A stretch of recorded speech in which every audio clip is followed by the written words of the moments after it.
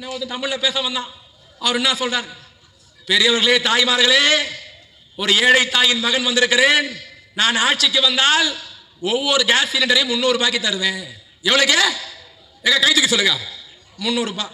இப்ப எவ்வளவு இப்ப தரேன்னு சொன்னது எவ்வளவு? கொடுக்கறது 1000. நம்மள இந்த பொட்டாசி மாசம் பெருமாள் நாமம் போடுவோம். ஞாபகம் நாமம் போடுவோம். நான் சின்ன வயசா இருக்கிற என் ஃப்ரெண்டுங்களாம் நாமம் போட்டு கையில சொம்பு எடுத்துன்னு வீட்டுக்கு வருவாங்க. கோவிந்தா கோவிந்தான்னு கத்துவாங்க. இப்பெல்லாம் யாரும் கத்துறது இல்லை, கூச்சப்படுதுங்க. வீட்டுக்குள்ளேயே கத்துதுங்க. ஆமா, வெளியே கத்துறது இல்லை. அந்த பெருமாளுக்கு நம்ம நாமம் போடுறது நம்ம குழந்தை குட்டிலாம் நல்லா இருக்கணும்னு சொல்லி போடுறது. இதே நம்மள ஒருத்த ஏமாத்திட்டான நம்ம பாய்ச்சி சொல்லுவோம், மச்சான் நமக்கு ஒருத்த நாமம் போட்டான்டான்ட்டு. நாமத்துக்கு எத்தனை கோடுங்க? நடுவில் ஒரு கோடு என்ன கலரு? சிலிண்டர் என்ன கலரு? ஒன்று போட்டான்.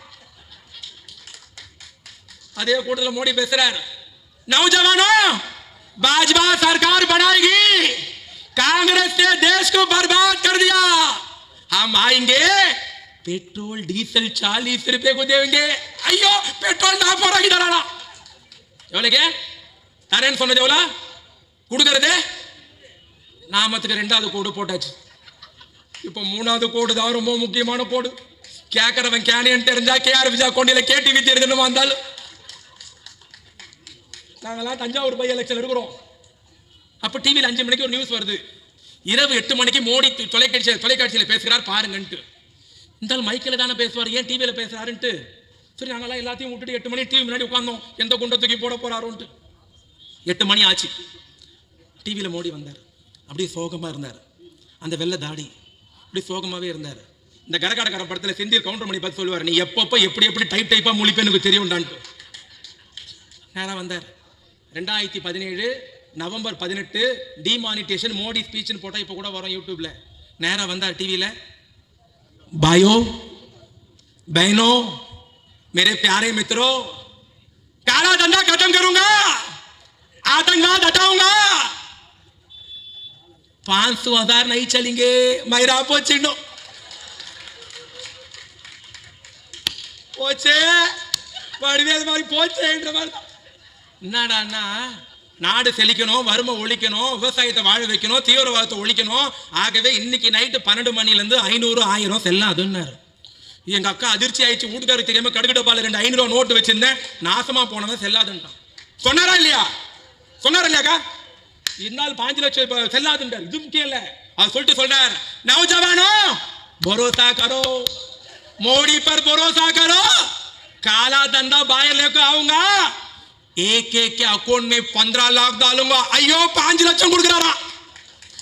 இந்த ஆள் 5 லட்சம் தரானோன்னு எங்க கூட்டான சந்திரா கான் ஒண்ணு அது உடனே சொல்லிச்சு, தம்பி மோடி 5 லட்சம் தராரா, எதிர் வீட்டு செல்வி வாங்கினா அதே நானே கூட அவனை வாங்க போறேன்ச்சு. போன மாதம் அவன் புருஷன் செத்தே போயிட்டான், அருந்துருச்சு தாலி. நானே கூட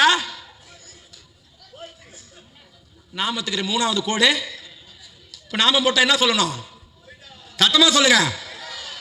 மோடி ஆட்சிக்கு, மோடி ஆட்சிக்கு. மயில கூட டப்பாச்சிட மாட்டேன். இதுல டென்ஷன் ஒரு அக்கா நிக்குது. கவர்னர் பதி ராஜினாமா. தாமரை மலர்ந்தே தீரும். அது கேட்கல. தாமரை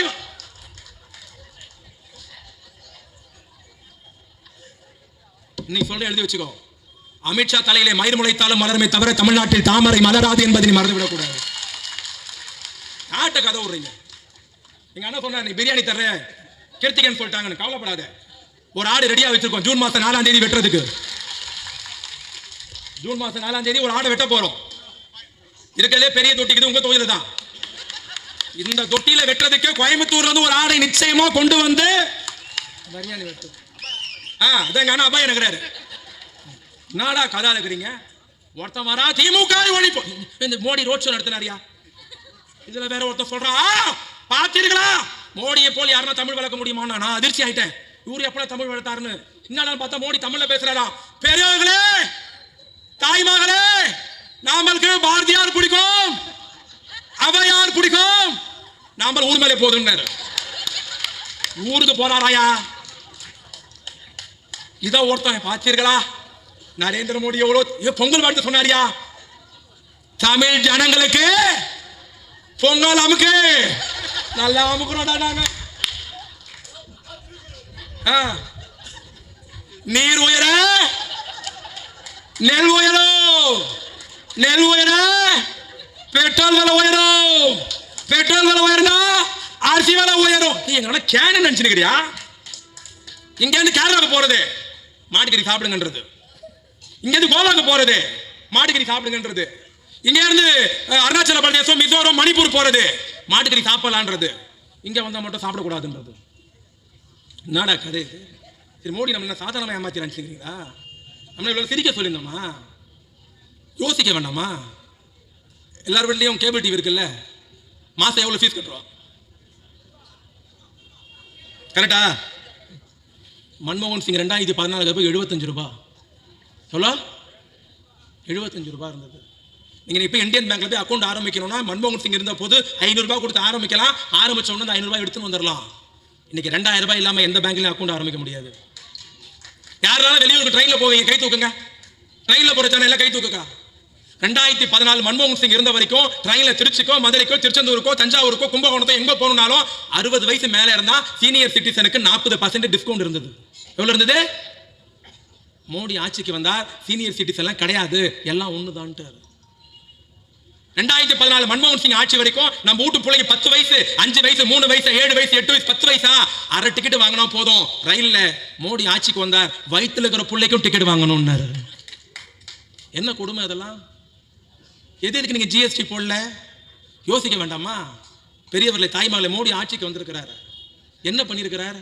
நாங்க 10 வருஷம் டெல்லியில இருந்தோம், மன்மோகன் சிங் பிரதமரா இருந்தார். 4 வழிச்சாலை, 6 வழிச்சாலை, மெட்ரோ ரயில் திட்டம், மேம்பாலம், பாடி மேம்பாலம், கோயம்பேடு மேம்பாலம், கிண்டி கத்திப்பரா மேம்பாலம், மீனம்பாக்கம் மேம்பாலம் கொண்டு வந்தோம். திருவாரூர்ல மத்திய பல்கலைக்கழகம் கொண்டு வந்தோம். திருச்சியில மத்திய பல்கலைக்கழகம், ஓஎம்ஆர்ல கடற்சால் பல்கலைக்கழகம், 2500 கோடி சேது கால்வாய் திட்டம், சென்மாட்டு வரியை ரத்து பண்ணோம்.